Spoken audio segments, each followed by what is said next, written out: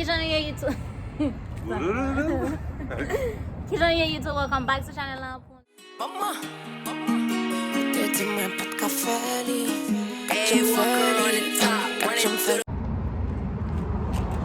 Ok, Timon.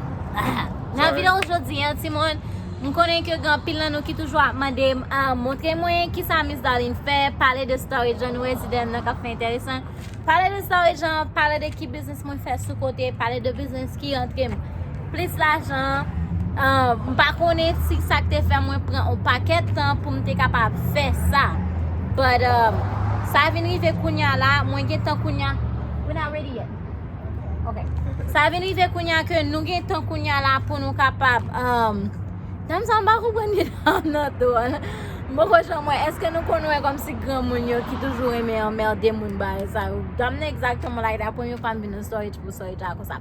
But anyway, mwen si gen tan kounya ke mwen di kon sa ke mwen bal foun video, mwen explike nou exactement ki sa mwen fe kom business. So, si se mwen yon fwa ap gade video, please subscribe sa channel la, ban mon like and then kite un comment pou mwen. Si ou la ansama avek mwen, ou poko jam dim ke ou la, comment below, di ke ou nan famiyan. So se nouvel abone, please comment di mou se nouvel abone pou mou kapap konen ke ou la ou nan famiyan. So, men ki sa Miss Darlene fè exactement? Sa Miss Darlene fè, Miss Darlene monte online sou 2-3 website, nou toujou chache kom si storage. Men ki jan storage jan ye? Storage jan se yon business kote ke ou konwe le moun yo ap move, moun yo kite bagaj nan storage epi yo pa peye yo. So, cause yo pa peye yo, sa vin fè ke yo fon storage jan, yo fon likidasyon an storage jan, machin ki dem ne yi papazi ki vin na pou vin leve bagay yo. So, kounya la, ou même ou kapab toujou achete. Go to your dad. I'm gonna finish talking right now. Ok, ou même ou kapab achete, ou kapab bet online pou kapab achete storage jan. So, lo achete storage jan, tout sa kladen nan se pou yo bo 48 heures tan pou vin un petit storage jan ou pa lakay wavel sou gen plas. Son gros job liye, son job ki vreman fatigan. Ou leve bagay yo epi ou van yo. So, jodi an la, ma montre nou ki sa m gen sey de bagay m dege ta pou mette lakay nan, but honestman, m pa vreman gen an pil bagay nan storage sa. Son storage ti piti paske semen kap vin yo la map trava an pil, m te wel m de just di, ok, bon pren. M achete storage sa pou $97, m peye $20 tax, epi m achete un log. So, sa vin fèm en total $130. So, m bal montre nou ki sa ke mwen achete an go pou $130. Ok, ti mwen? Et puis, je vais vous montrer at least combien de moins capable de faire la donne. Alright? Pas mal de copains basés, je vais vous faire pour nous et puis n'importe quel storage pour vous montrer exactement qui business. Mais allez faire qui entre le plus quand vous sont intéressés tout capable c'est toujours faire. But make sure qu'on paye pas au Texas, faire dans l'autre state parce que c'est dans state ça, il y a un problème moi-même. Zia travaille va passer. Hi dad. Hello. Hi. Ok, nou gen on sofa an dan sa la, nou kapab wè kom si bay pilo sofa yo la, yo pa an la. And then, nou gen yon kaban ki vreman bon etan ansan vek tout plastik li la dan. E pi men tet kaban nan, nou gen la.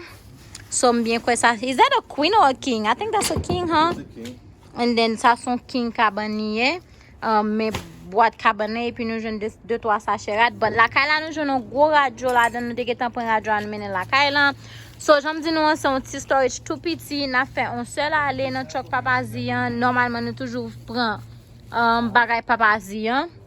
It's the same time. Oh, it's the same as ours. It's very good. Kaban sa se menm kaban sa yon kaban nou. No, yeah, we know how to clean them. We just gonna clean it.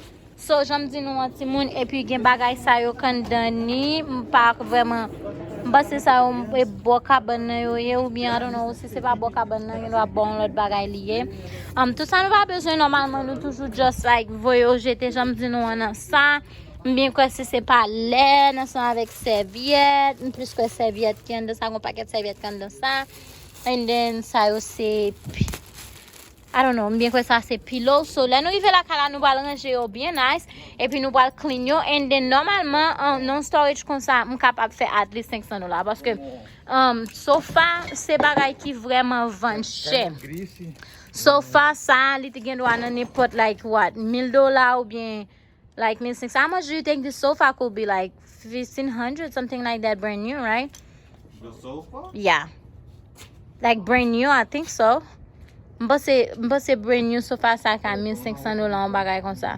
But normalement nous pas le de cabane pour like $500 and then nous vend cabane pour $250 so de $97 $97 m'acheter storage ou bien 100 combien $, m'vendre at least fait on 400 bien $300 sur les et bagay ça ou même koto fin ranger ou fin météo pour moun vinn acheter yo moun depuis moun well parce que si bagay la cheap moun toujours courir pour lui ouais ça me dit nous mettons sur Facebook nous mettons sur offer up and then moun just vinn prendre et parfois moun kon vinn prendre like bien vite la caille bien vite la caille so bay ça pas kon pour semaine la caille so ça veut dire dans semaine là me font $500 work quick ouais ça me dit là so ça c'est business Miss Darling fait so bon m'aider yo retirer bagay ça là après ça les arriver la caille m'a montrer nous.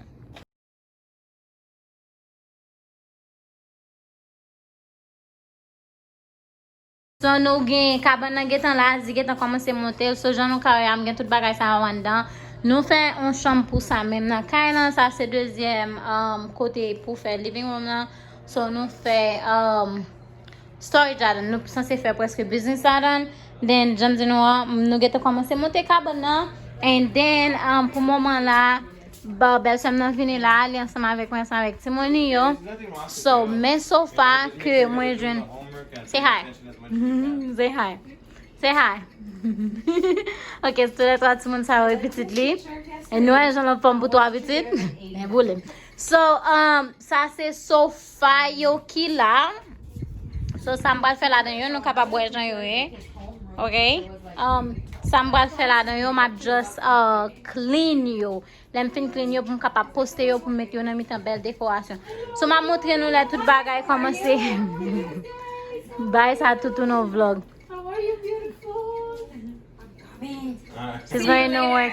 I see you later, Maggie. Bye. So Timon nou pa fini clean by yo, so nou just met bagay yo, nou wè jan ke mwen range yo. Jouni an tourne how do I say that? This is not barbecue. This is like a cookout. So nou fon cookout. Bay sa mba konen si gan pil nan nou ki kon manje li le hot links. Yeah, it's very good.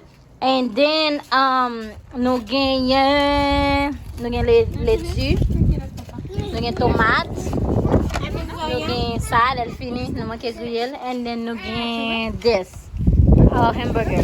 So hamburger sa yo soble Lily. La bouche jelly to blue. Yo tap bon paquet ban bagay bleu la, and then nou gen jus la, and then tout moun a manje. So e kon sa na fini jounen, bien peut-être pita, mal fin clean bagay yo, ou samedi là. Bah pour moment là, c'est ça seulement. Merci à tout le monde qui regarde la vidéo, merci à tout le monde qui est toujours là pour moi yo. Merci à tout le monde qui est toujours share yo. So pas oublier partager, pas oublier What is it? What did you say? She said what you're saying. Pas oublier partager, pas oublier comment below, pas oublier like vidéo hein. Et m'a pour nous encore une nouvelle vidéo. Merci un peu de ce que nous l'avons. Bye.